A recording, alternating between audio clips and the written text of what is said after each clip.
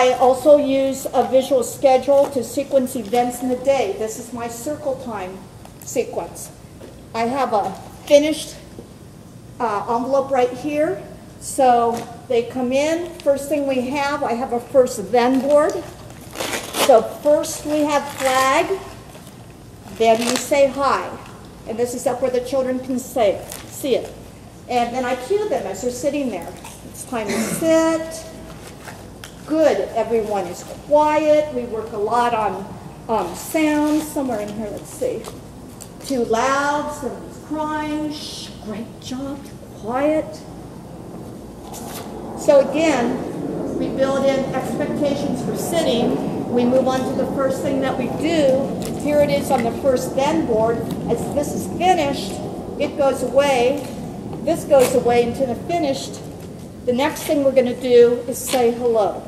So that's how this works. These disappear as they occur. So again, it gives a child a way of structuring the routine and the schedule of the day. I can use that same concept when I'm telling a story. I pointed out the barn book. As I tell the story, I'll start putting up the events in the story so that they know what's happening, they can see it. When I do a song, same idea, coming around the mountain. I have the pictures. So again, as we sing the song, they're already up. The children know what to expect as we're singing. I have my book that I flip through, and before I do that, I hand out matching pictures. So the children are looking at their own and they're waiting for theirs to come up. So they're working on matching, they're working on attending, they're working on sequence. So again, using visual schedules. Very, very powerful tool. Let's see. Another visual support we use in the classroom, and there's various forms and sizes, is wait. And then we teach specific waiting activities while we wait. What does that mean? What does that mean to sit here and wait? And they're given an activity that they learn to only do while they're waiting. So they make the connection. This is what I do while I wait. Might be waiting in line, might be waiting in a doctor's office. There's different ways to wait.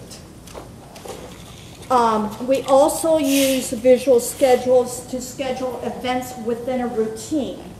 And that helps us because once we understand the routine, we go, oh, this is what happens. These are the things I do to do hand washing. These are the things I need to do when I go to the restroom. I need to push down my pants. I need to sit down. I need to sit a while. I need to stand up, pull up my pants, wash my hands, go back to class. This can be done with actual photos. Again, they can be bigger, smaller. You can highlight what's important if a child's missing one of the parts. These can be removable as they're done. So there's many different ways to set up a visual schedule and many different ways to use it. Now, let's see, where am I on my notes? Okay, sorry about that. There's different approaches that we use within the classroom. One of the main ones that kind of overarches over everything we do, and I know you'll talk more about it, is positive behavioral support. And all that means to me as a teacher is, when I look at a child who's acting out, all behavior is a form of communication. So what's that child telling me with that behavior? You know, maybe they're hungry, maybe they're tired, maybe they want to escape what's going on, maybe the work's too hard. Could be any number of things. So then as we look at the child and try to figure out what the behavior is telling us, we try to either redirect negative behavior before it happens. We try to teach replacement behaviors that are more socially appropriate to be a form of request. So, and we give choices. So that's positive behavioral approach. Another word you'll hear is ABA, which stands for Applied Behavioral Analysis. And it's pretty much what it says. It's an analytical way of looking at learning, looking at behaviors. They're broken down into steps. The child learns those small steps. They're put back together to be successful. We look at what motivates the behavior. You look at prompting. How much help do they need? Are you sitting there guiding their hand? Are you pointing? Are they looking at the natural cues that are happening? So, and the content's presented in very small, discrete learning experiences that have a beginning and an end. So you'll hear that. Structured teaching goes back to the teach approach from out of North Carolina. And you'll see that in your majority of classes with autism. You'll see a combination of all these things occurring. But structured teaching, again, looks at the environment, says we need to structure it a certain way to make it clear to the child where to go, what to do. And then it looks at workstations and work systems. Children have a box, usually, that's broken down into smaller boxes. And I'll take these tasks from this child and I'll put them into the smaller baskets. They might be, one might have red, one might have green, one might have yellow.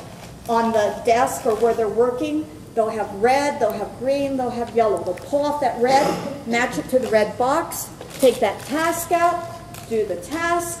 When it's done, it goes into a finished box, disappears. They go down to the next color.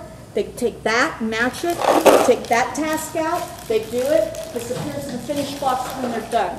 So that's the idea of having a workstation and work systems. It builds success. It helps a child do their work and learn work-related behaviors.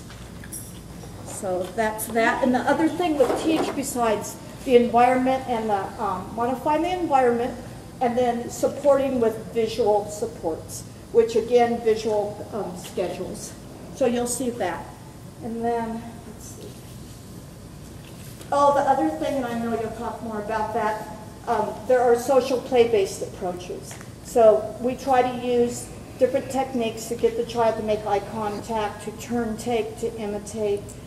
As the children get older, we do role play with them, we do social stories with them. There's a lot of wonderful techniques to get people to, children with autism, to interact. And then finally, inclusion. Inclusion with their typical peers occurs in a variety of different ways. When the children are younger, in all of our county classes, we have typical children enrolled for the entire part of the day for our program. So it just naturally occurs. And it's very nice because the children at that age don't really notice differences, and they're accepting and they play together, and it just kind of occurs naturally with a little bit of help on the teacher's part. As the children get older, then maybe the child with autism goes out of the classroom. They may go to a typical class or a typical campus for a part of the day. And again, in county schools, they are always supported with a staff person who's there to support them. And then finally, as they get older, they go out actually into the community for community-based instruction, where instruction and learning opportunities occur in the natural environment itself. And they go out and they can generalize their learning across settings. So that's kind of the range. Hope I didn't go too long.